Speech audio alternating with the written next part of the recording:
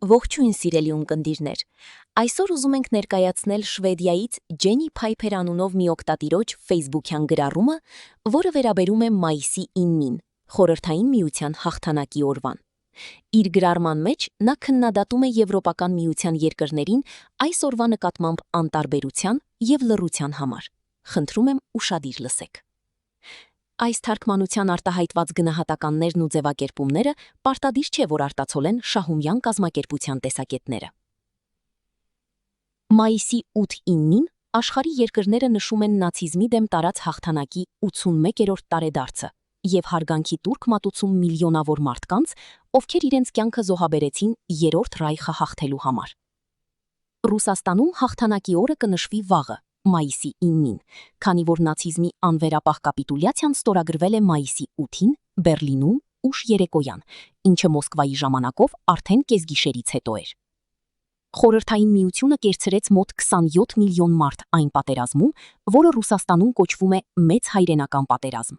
և հաղթանակի օրը մինչ օրս համարվում է երկրի ամենակարևոր ազգային տոներից մեկը։ Լուսանկարներում և տեսանյութերում երևում է, թե ինչպես մարդիկ ողջ Եվրոպայում ծաղիկներ են դնում խորհրդային պատերազմի հուշարձանների մոտ և մասնակցում անմահ գունդ երթերին, շատերը կրելով նացիստների դեմ կռված իրենց հարազատների դիմանկարները։ Շատ ուկրաինացիներ նույնպես կայցելեն հուշարձաններ և կպատվեն իրենց նախնիներին, ինչը պատճառ հանդիսացավ Ռուսաստանի որոշմանը զինադադար հայտարարել հաղթանակի տոնակատարության ժամանակ։ Շվեդիայում զանգվածային լրատվության միջոցներն իրենց սովորությանը հավատարիմ ընտրել են հաղթանակի օրը լուսաբանել չնայել, և ընդհանրապես այս պատմությունը լռության է մատնված ԵՄ երկրներում։ Անցյալ տարի, երբ շատերը, այդ թվում Չինաստանում, ԱՄՆ-ում, Արգենտինայում, Վենեսուելայում, Թուրքիայում և Իտալիայում երթերով հարգում էին Երկրորդ համաշխարհային պատերազմի վետերաններին, շվեդական մամուլը լռում էր, բացառության էքսպրեսենի, որը նվիրվեց հանելու այն մասնակիցներին, ովքեր մեքենաներով շերփեր անցկացնում էին Ստոկհոլմում, ռուսական, խորհրդային, բելառուսական և ղազախական դրոշներով, համաձայն ավանդույթի։ Միաժամանակ, երբ միգրացիայի նախարար Յուհան Ֆորսելը զայրացած գրառում կատարեց X-ում և մատնանշեց ծայրահեղական շարժումների հետ համագործակցություն։ Հստակ ապացույց, որ հաղթանակի օրվա շուրջ տաբու կա նաև այս տարի ԵՄ-ի ներսում, այն է, որ միության միայն մեկ եվրոպացի առաջնորդ է ներկա Մոսկվայի տոնակատարությանը՝ Սլովակիայի վարչապետ Ռոբերտ Ֆիցոն։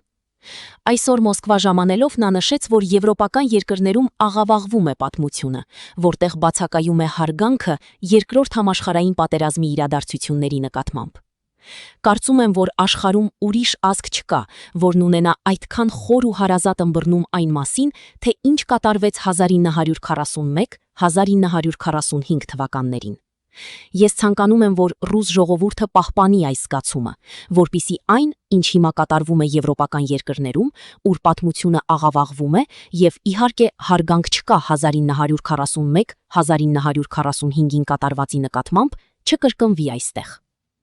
Ֆիցոն նաև ծաղկեպսակ դրեց անհայտ զինվորի գերեզմանի մոտ, Կրեմլի պատի մոտ, ապա մեկ րոպե լռությամբ հարգեց ճակատում զոհված զինվորների հիշատակը։ Ամոթալի է, որ Բրյուսելից ոչ մի ներկայացուցիչ տեղում չէ, և մենք նույնիսկ չպետք է խոսենք Ստոկհոլմի ռուսաատյացների մասին, որոնք սիրով գնում են Ուկրաինա մասնակցելու տարբեր արարողությունների, բայց երբեք չեն մտածի ուշադրություն դարձնել այս օրվան։ Ողբերգական է։